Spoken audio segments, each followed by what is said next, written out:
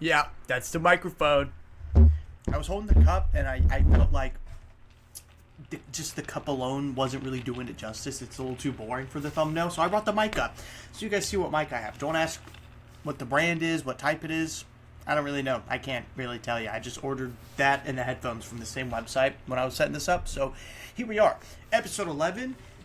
We were just in here last night recording. We're back at it tonight. Back-to-back nights, man. I'm a big back-to-back nights guy. I don't care, man. I don't need no rest, man. I play baseball my whole life. I'm used to playing double headers and triple headers and waking up the next morning and playing again. I'm here for it, man. You know, we're here. It was a fantastic episode last night. We went a little over an hour. So tonight we got just big recaps, or not big recaps, big primers, premiere, whatever we want. That's what we're, I'm just folding already. Really, we're just prepping for NFL game tonight, college football tonight and tomorrow. Actually, is there a college football game tonight? I don't know. I was looking at ESPN schedule. I was looking ahead to next week.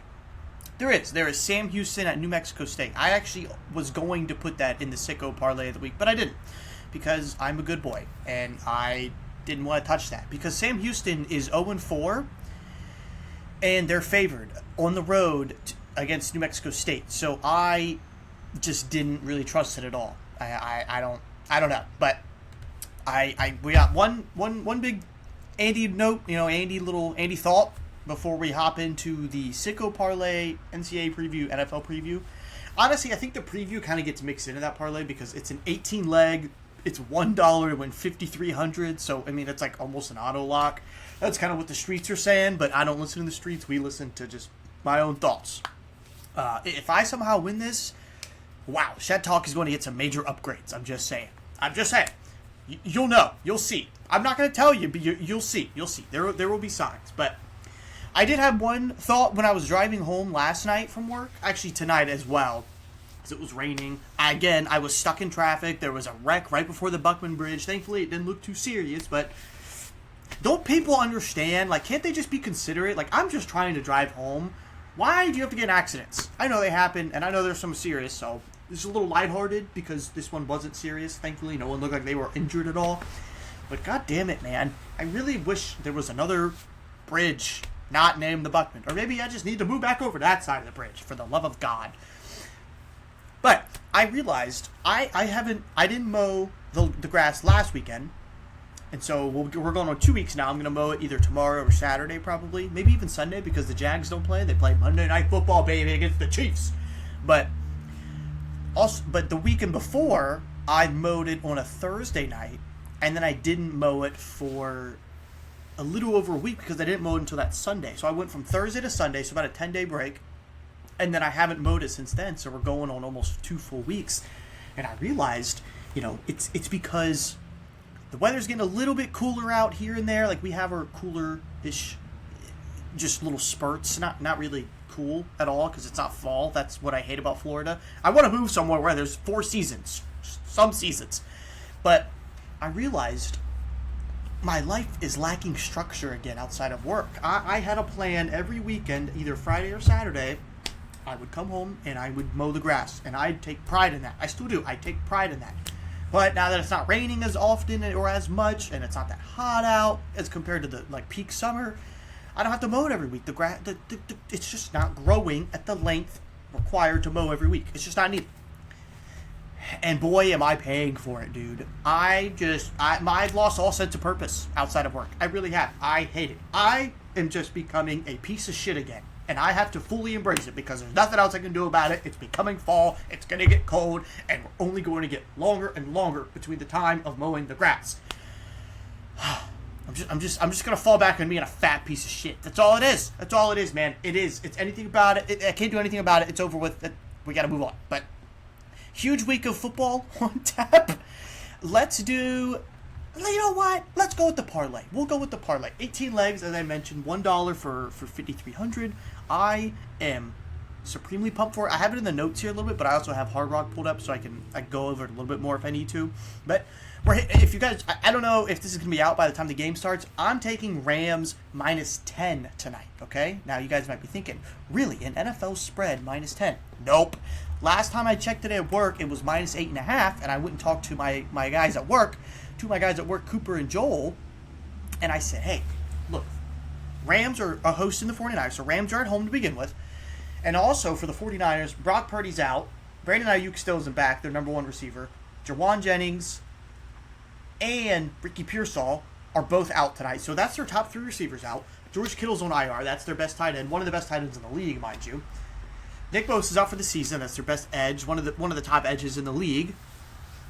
It's a short week. Obviously, for both teams, it's a short week, but they're on the road. I think this one could get ugly quick, man. I took the Rams alternate money line. It's still 8.5. I took them at -10. So that was actually plus odds. So that's kind of crazy. But I took the Rams -10. I'm really banking on this game just not being great for the Niners. It's more of just like a get through this on the short week and give us these 10 days off to rest. To rest up and really try to get healthy. But now that we're on it, I have a couple more NFL games. So you know what? I'm gonna switch it around this week. We're gonna go NFL first, then NCAA. Okay? So for the NFL games, I don't like this slate of NFL games this week at all. I'll run through it really quickly. We don't even go into detail on a lot of these games. But Vikings at Browns, both both backup quarterbacks. The only cool thing is that Dylan Gabriel was announced as a starter for the Browns, second round pick for them.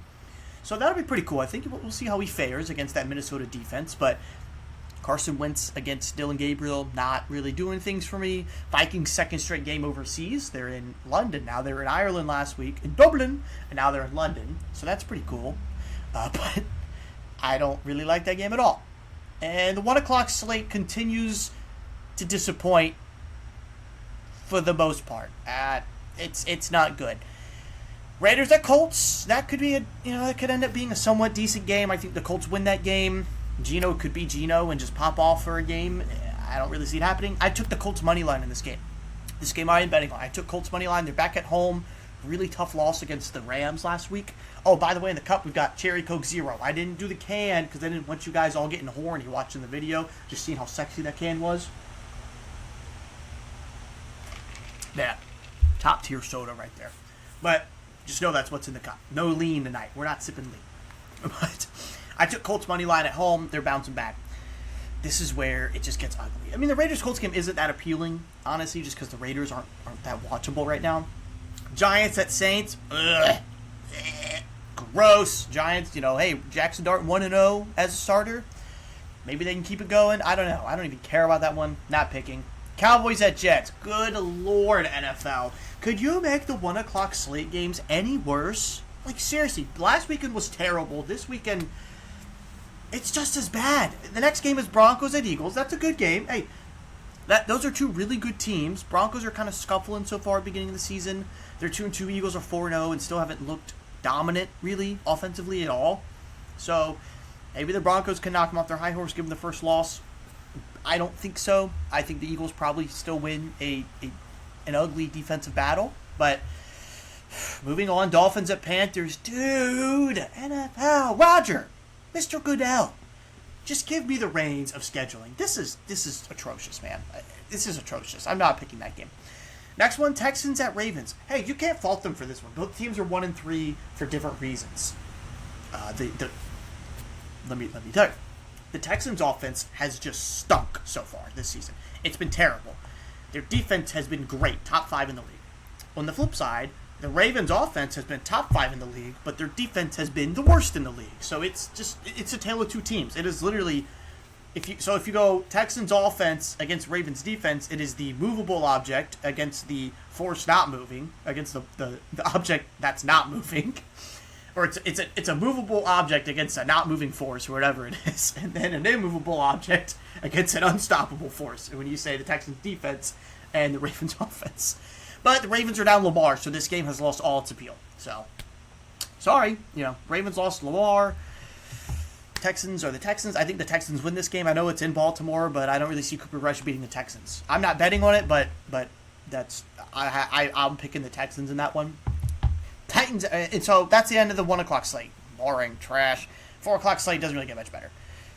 There's just not a great slate of games this week, man. I know injuries have really derailed this a lot. Like Lions at Bengals is a banger of a matchup in the preseason, but Burrow's out for the season. Jake Browning has looked really poor so far, and that's about it. I think the Lions roll. I took the Lions to win.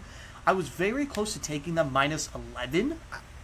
their spread for the game is -10. Actually, I think it's moved up. It was -9.5. I think I was gonna take a -11, but I was just like, look, they blew out the Browns last weekend. I could see this game being one of those weird ones that just becomes close because the Bengals have Jamar Chase, T. Higgins, Chase Brown, Mike Gesicki, like great pieces. Still, they could just pop off for a game. I just took Lions money line in this one.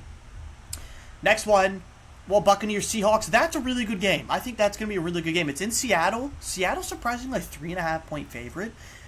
I'm a little surprised by that. I guess when you factor in home field advantage, it makes sense kind of. Because you get about 2.5, 3 points for that. So I understand that. I think the Bucs have a very good shot at winning that. Give me the Buccaneers in that one. Next one, Commanders at Chargers. Terry McLaurin's out. Jane Daniels might not play still. Give me the Chargers. They got to bounce back. They lost both their tackles. It's scary. Give me the Chargers. Just give it to me. Terry McLaurin's already out. My fantasy team, rip. Sunday Night Football, Patriots at Bills. We'll see. The problem is the Bills just look like such an unstoppable force. So that... it's tough, it's tough because the Bills just look so freaking good, that even though the Patriots have been halfway decent this year, I don't know. It's in Buffalo as well, so we'll see. I have the Bills in that one. I think I took the money line as well, I'm pretty sure. I did. I took the Bills money line to win. Spread 7.5. Yeah, this could get dicey. Mike Vrabel defense. Last game of the week, I'm paying her. I'm not betting on it. I can't bet on my own team, but Chiefs and Jaguars. Chiefs are coming to town. I'm not getting tickets. They're too expensive. I'm just going to watch it either here in the shed or at a bar with some of my buddies. I don't know. I'm going to watch it, though. That's going to be a fun game. Jags may be down Trayvon Walker, which is concerning, but they did sign some depth edge rushers, so I feel a little bit more safe about it, especially if it's only for a game or two. But it's going to be a fun game, man. Like this, we haven't had Monday Night Football. We had it 2 years ago with the Bengals, and Trevor got hurt. Oh, derailed the season. But I'm excited, man. Like it's just night games hit different in that stadium. In Everbank, just being in there at night is awesome, dude. It really is. It's a whole different feeling. But I'm picking the Jags. I'm not a betting man. That's just me. That's just my fandom coming out. But enough of the NFL. It's time to move on to the college side of this parlay, which obviously this is where we get a little more variance-based because it's college. It's not the NFL, obviously. And so you get a little wacky. This is where the money comes into play. But to start it off, I split this up. So the NFL was, I think, 4 legs. So it was the Rams. We had the Rams. We had... God, I am folding right now. Rams, Colts, Chargers, Bills. 4. So we had 1 spread and 3 money lines. I'll go over the rest of the money lines real quick. New Mexico is playing host. Let me get this. Try to set up my ESPN so I can elaborate a little bit. New Mexico, my Lobos. I've just learned to love them, man. I took them to upset UCLA. Actually, I took them to cover the spread against UCLA. It was 17.5. I told Mike he picked them to upset UCLA. So really, I picked them as well. So I picked them twice. Once against UCLA, once against New Mexico State. Last weekend, it was a 10.5-point favorite. They won by like 18. I just love them, man. They're on the road. New Mexico's 3-1. They're on the road against 1-3 San Jose State. And San Jose State is a 2.5-point favorite. So a little, concerning. Basically, they see this as a toss-up, a complete toss-up, honestly. And so I'm rolling my Lobos. I love me my Lobos, man. I'm gonna ride them until they burn me. I'm gonna keep going until they can't.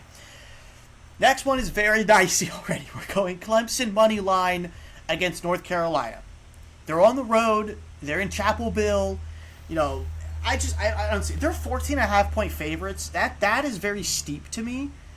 But I think North Carolina's really bad, man. Like North Carolina it's just been a bust of a hire with Bill Belichick. It hasn't been great in year 1. I don't know how long he's going to be there for. I think Clemson goes in and they're coming off a bye week, I'm pretty sure. I think they go in and right the ship a little bit. They get back on track. How about that? They get back on track. They get their first ACC win of the season. I think they beat North Carolina. The score, I have no idea. But I think they get their first conference win right here. On the road, too. Next one is Illinois. I have been so back and forth with them, but I'm back on board with them. They're ranked again after beating USC, after upsetting them at home, mind you. I'm trying to find their game on the ESPN for their matchup and all that, and I cannot find them. So, again, I'm just folding. No, here it is. They're on the road against Purdue. They're a 9.5-point favorite at Purdue. It's a road game, obviously. Luke Altmaier has been very Jekyll and Hyde, it feels like, especially with these bigger games. And Purdue isn't anything to write home about this season. No offense to them. They're just having kind of a downish years, last couple of years downish. And you could be concerned that coming off a big win last week, they have the hangover and maybe lose. I don't think so. I think they're rejuvenated again after that win. I'm gonna do the opposite. I think they're rejuvenated. They're back on track. That loss really motivated them, kicked them into high gear. I think they win this game. I'm not taking money. I'm not taking spread. I'm just taking pure money line on this one. Straight money line. Illinois wins on the road at Purdue. I'm taking a lot of road teams, I feel like. Next one doesn't change anything. Iowa State. I've taken the Cyclones 2 or 3 times, either in my college pick'em league with my buddies or just on parlays and stuff. I'm taking Iowa State here. They're on the road to sit at Cincinnati. Iowa State's 5-0. Cincinnati's 3-1. Cincinnati's 1-0 in conference play. Iowa State 2-0. Cincinnati's a 1.5-point favorite. So it's, again, this is some weird ranked teams going on the road against unranked teams, and they're underdogs. So you have two straight instances as road dogs, and they're ranked, facing unranked teams. So it's crazy to me. It is. Obviously, Vegas knows something that I don't probably to make this more intriguing, a more intriguing matchup. But I just like Iowa State on this one, man. Like they've been tested quite a few times this season already, and they've answered the call. They've been tested a couple times, and they've just continued to answer the call. Cincinnati, 3-1. They lost to Nebraska early in the season, or in week 1. Low scoring game. Then they beat a couple no-name teams in Northwestern State. Bowling Green's a named team. They're not a no-name team. They're not that great, but Cincinnati, I don't know. They beat Kansas last week 37-34. And I went on a Jalen Daniels ramble, the Kansas quarterback, and so I'm going to flip it now. Cincinnati gave up 450 passing yards last week, averaged 16 yards per attempt. Okay, cool. Hey, Andy, they scored 37 points. They still won the game. Yeah, well, newsflash, Iowa State's defense is way better than Kansas's. It is. They just are. Kansas's defense is light years worse than Iowa State's. They're just in a bad place. They're in a dark place defensively. I just think Cincinnati's defense isn't going to be able to contain Iowa State as much as Iowa State's defense is going to be able to kind of box up Cincinnati's offense. I still think it's going to be a really good game. I still think it's going to be a close game. I don't think they run away with it. I just think they win this game on the road. Yeah. Moving on. Next one. This one is all near and dear to everyone's hearts.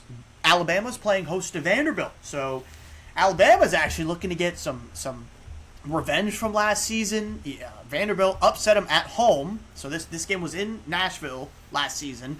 Vanderbilt upset them. It was awesome. They took the goalpost out, took it to the river, threw it in the river. I'm pretty sure it was awesome, man. Like, it really is. But this is a different year. I know Vanderbilt's 5-0. Alabama's 3-1. Look, I get it. Vanderbilt has the record advantage. I understand it. This game's in Bryant-Denny. Alabama had a huge win last week, and their team just looked like they turned a corner. Just operationally, like, not a lot of pre-snap, penalties, confusion, all that. Not a lot of penalties overall for him. In that, Sanford Stadium and Georgia Stadium is just a ruckus, a rowdy environment, and they looked poised. Like, Ty Simpson looks great. Still, knock on wood, no turnovers on the season. So it's, I don't even mean that as a jinx. I just mean he takes care of the ball. And I think last year Vanderbilt kind of surprised Alabama, kind of snuck up on them because it's Vanderbilt. They haven't been great, but Clark Lee's doing fantastic things there for them. What a great story Vanderbilt is. And I don't even mean this as, the little engine that could. Like, I mean, they are a legit, a threat in the SEC now. Like, they can beat some quality teams. And they will continue to beat some quality teams. They've already beat Missouri and South Carolina this year, I'm pretty sure. Did they beat Missouri?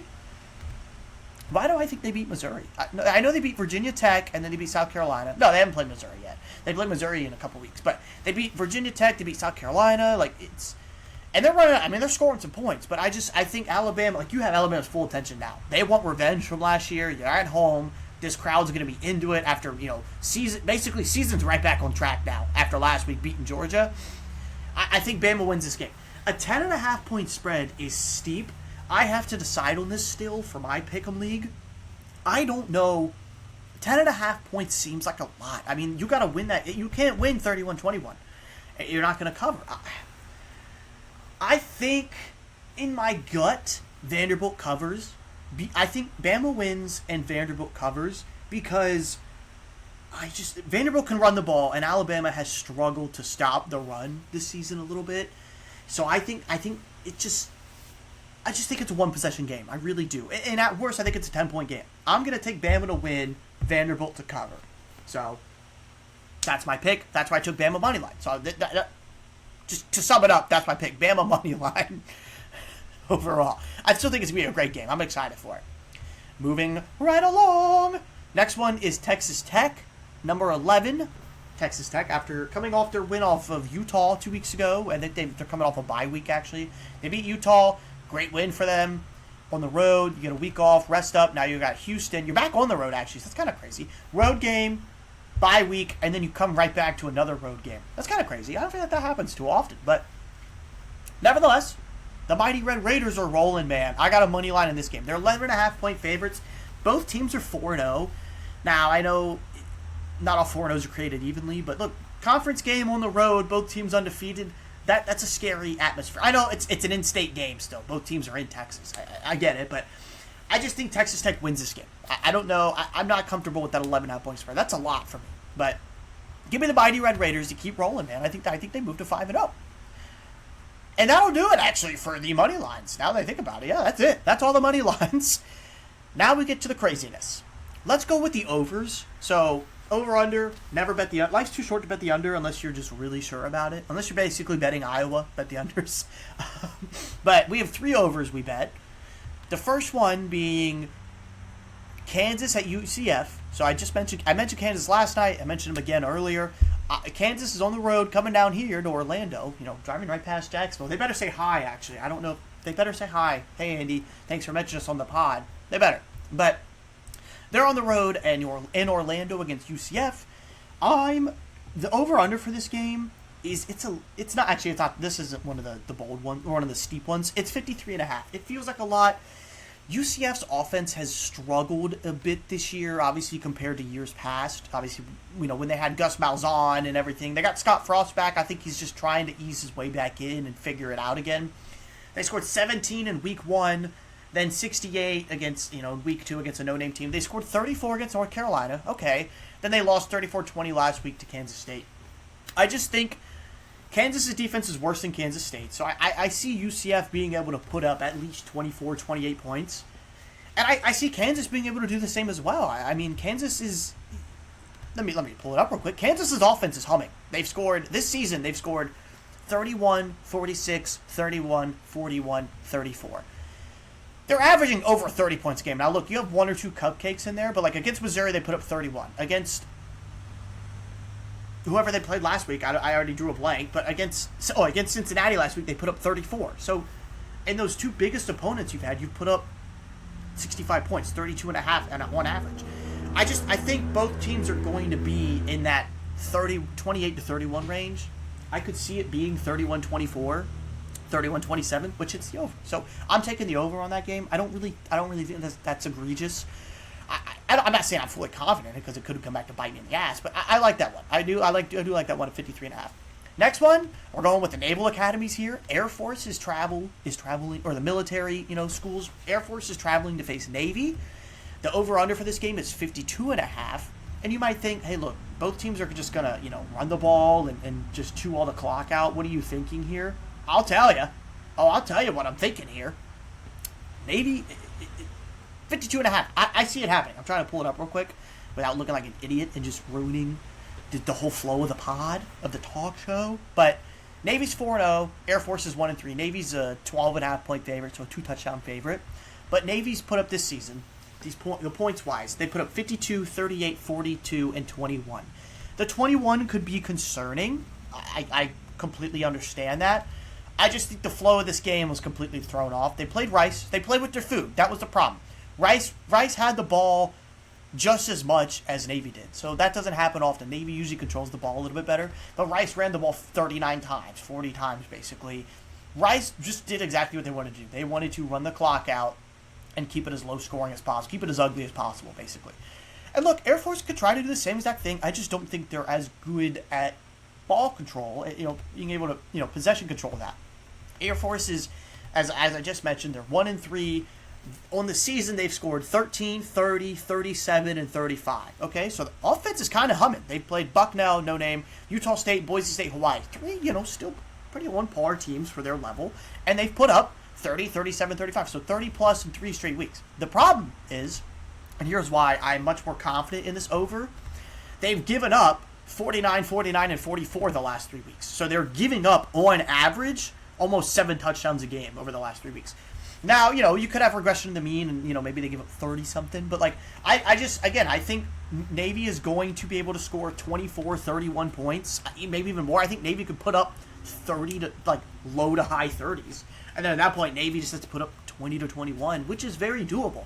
I could even see Navy breaking 40. I think this over has a very good shot at hitting.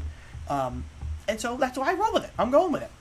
Next one. Actually, I have a 4th over-under. I can't believe I missed that one. We're going to go ahead and hit that one real quick. It is Tulsa and Memphis. What a crazy matchup, this one is Saturday night, 8 o'clock. I'm not even going to lie. The time of this matchup is actually a big reason why I picked the over. Again, this is why this is just so sicko. I'm almost at 30 minutes. I just checked this out. Almost at 30 minutes in. I was supposed to keep this quick. I'm not even keeping it quick at all, man. Amy, you're a freaking idiot, man. You just ramble. I'm an idiot, man. This is terrible. I'm going off on tangents, man. I can't go in depth on all these matchups. But Tulsa and Memphis, I like this one because Memphis is 5-0, Tulsa's 2-3. They're struggling. The over/under is 56.5. And you could think, hey, look, Memphis came off a huge win against Arkansas. Then they blew FAU out of the water last weekend by 30. They won 56-26. This is a letdown game waiting to happen.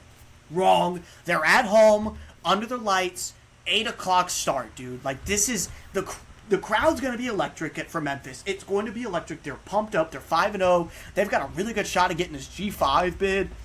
I'm telling you, they're going to continue to try to run it up on teams to improve their resume. I could easily see Memphis scoring another 42-50. And at that point, all you need is Tulsa to score 7-14. I like this one. I really do. I do. So, we're not going over the other over. Let me, maybe another, let's see. This is what I really am intrigued by. I was surprised by this spread. I'm taking Mississippi State to cover against A&M. They're on the road, facing the Aggies. I get it. Aggies' defense has been great. The run game, explosive plays are there for the Aggies sometimes. They weren't there last week really for Auburn, but Mississippi State coming off a very heartbreaking loss to Tennessee. I guess they're thinking it's just a letdown game incoming for them. It's going to be hard for them to get back up after losing their first game of the season. I find that very hard to believe. Jeff Lebby has a really good offensive system over there. That offense is humming. That team is playing very inspired football. They're 16.5-point underdogs to Texas A&M. I don't like that. I really just don't like that, to be honest with you. I think Mississippi State has a chance to outright win the game. It would take a lot. It would take A&M to have a really bad day, the deep pass to not be there for them, the run game to just somewhat not be there for them. But I think Mississippi State, I think Mississippi has a chance to win the game. And on top of that, I really like the 16.5-point spread they're giving me. I really do. I like it a lot. I'm rolling with it. Give me Mississippi State plus 16.5 against them. And maybe they win. Who knows? I would love it if they win. I hate the Aggies. I would want them to beat it. But if they don't, they don't. It is what it is. Last one I'm going over for the parlay, and then we'll see any other headline games. Michigan State. I'm going with I really like these double-digit spreads I'm going with. Michigan State, 12.5-point underdog against the Patty Mahomes fanboy club, Nebraska. Now, you'll be thinking, look, Michigan State, they've been down for a while. What are you kind of thinking with this one? I'm thinking Vegas doesn't know what I know. I really like Michigan State a decent amount this year. They're 3-1. Both teams are 3-1. Michigan State hasn't really been tested much. They lost to USC 45-31. That was 2 weeks ago. They're coming off a bye week now. And so both teams are coming off a bye week. Nebraska lost to who did they lose to? Oh, dang it, man. It was 2 weeks ago. It ended up coming down to the wire. They lost to Oklahoma, right? Was it Oklahoma? I'm pretty sure it was Oklahoma. Come on, don't let me be right. It was Michigan. Idiot. Dang it. I don't know why I thought Oklahoma. They lost to Michigan. It was kind of a close game. Not really. It got close at the end. I don't really think it was that good of a game. But I'm not not even. I don't know if Michigan State could win this game outright, but 12.5 points seems like a lot. I think Michigan State can hang with them, and their offense is competent enough to be able to hang with them. I think. I don't see Nebraska winning this game 31-14. I could see them winning this game 31-20, and at that point, I'd make money. But I think Michigan State keeps it close for the majority of the game. I really do. That's a 2-touchdown game, basically. Well, not quite 2 touchdowns, but I just think Michigan State covers. I do. It is what it is. Sue me. I don't know. But give me Michigan State plus 12.5. We have a couple more. I'm not really going to go over them just because we got to speed this up a little bit, man. I mean, seriously. As far as the headline matchups go, Kentucky and Georgia, not really a headline matchup. Give me Georgia. I don't like that spread, 20.5. I think I'd take just Georgia just to win. If I had to pick, I would take Georgia just to win. I could easily see them come out and win this game 35-3. I could, and it wouldn't surprise me at all. I just don't know, man. I really don't know. The more I think about it, I could talk myself into Georgia covering. Coming off a loss last weekend, they're still at home. They want to get back on track. I could see Georgia winning that game. I think Georgia covers that. I might talk myself into Georgia covering. I just did, actually. I'm an idiot. I just did that easily. It doesn't really take much for me. Wisconsin, Michigan. Give me Michigan. 17.5 seems like a lot. I'm going to take Michigan money line, maybe Wisconsin cover on that one. The biggest game of the week, Miami at Florida State. I am really excited for that game.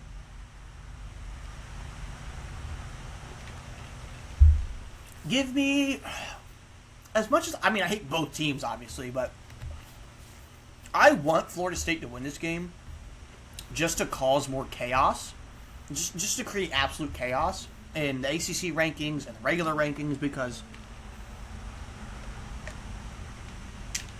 I take a double sip there. What am I doing, man? Throw it off the audience. But Florida State, a lot of people are down on them now after losing to Virginia last week, and people are, they got exposed. They were overrated. They weren't that good. They called Alabama a bad week. I don't think so. The spread's only 4.5. Vegas knows. Vegas knows something. This is gonna be a great game. I just think Miami is a little more well-rounded and balanced overall. That if you simulate this game 1,000 times, they should win it 600 times, 700 times maybe. I just think it could get wonky, man, in Doak Campbell Stadium. It really can. Like, that crowd's gonna be insane. I'm a whore for a great atmosphere, a great crowd. I really am. I love it. That crowd's gonna be really into it. As long as you keep them involved and you don't go down like 2 scores early, that crowd's gonna play a factor. It really will. I just think Florida State needs to be able to run the ball. They need to be able to at least somewhat consistently run the ball, so you're not putting the game in Tommy Castellanos' hands and making him throw the ball 30, 35 times. It's not a recipe for success. That's not the way their offense is meant to run. Their offense, they want to run it probably 60-40, 60% rushing, 40% passing, and they want the passing to be more of that explosive stuff and take the top off the defense rather than, hey, we need to dink and dunk our way down the field. Basically, short, quick passes are going to have to be our run game because our running backs are just getting stuffed in the backfield. Like, that's not the way Castellanos is as a quarterback. That's just not his game. And that's just not the way FSU was built, I think, this season. But I think they can still win this game, absolutely. I think I'm going to go with...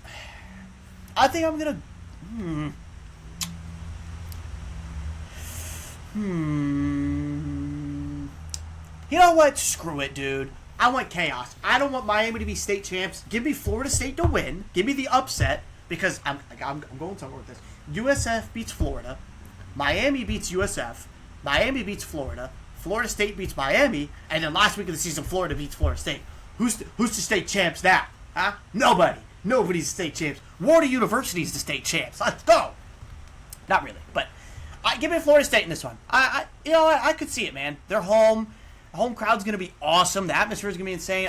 Hey, man, it could prove to be a little overwhelming for Miami. This is Miami's first road game, first true test. They beat Notre Dame in Florida. Notre Dame was breaking a new quarterback week 1. Florida is just breaking. That's it. You can just say Florida's broken, really. But give me Florida State, man. I'm excited for that. Let's go wrap it up, though. That's all we got. We went almost 35 minutes, which is crazy. I was expecting to be 15, 20 minutes max, in and out, like the burger chain. But, hey, 35 more minutes. More time for y'all to listen, critique my picks. Again, one more time, if your parlays don't hit this weekend, it's not your fault. I promise you. It is what it is. Love you guys. I'll see you next week for the recaps. Let me know in the comments what you want me to talk about. See you.